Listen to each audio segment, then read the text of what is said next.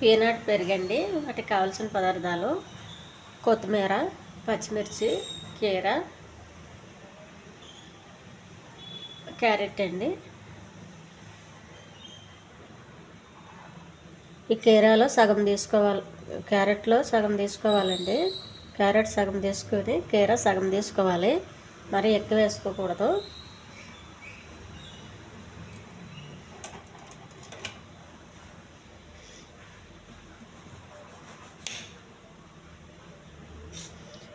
పొట్టు అంతా కొంచెం ఇలా తీసేయాలండి.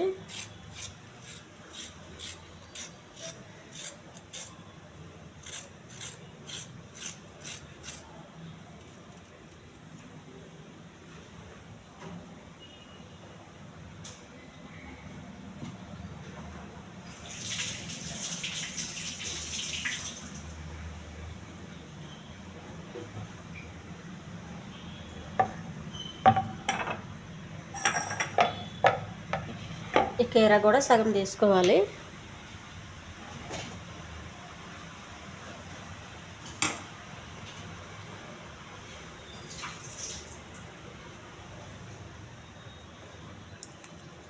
కీర పొట్టు తీసేయాలండి.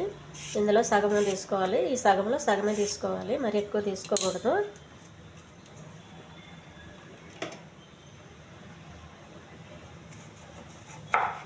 ఇది సరిపోతుందండి.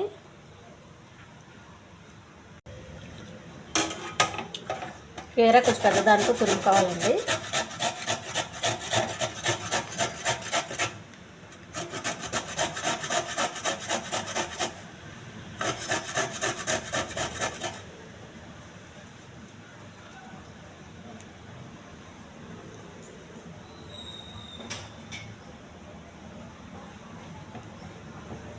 క్యారెట్ పెద్దదంతా తురుముకున్నాను. కీర కూడా చిన్న ముక్కలుగా కట్ చేసుకోవాలి.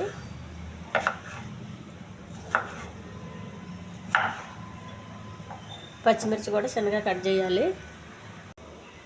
పీనట్ పెరుగండి, పచ్చిమిర్చి, పీనట్ పెరుగు,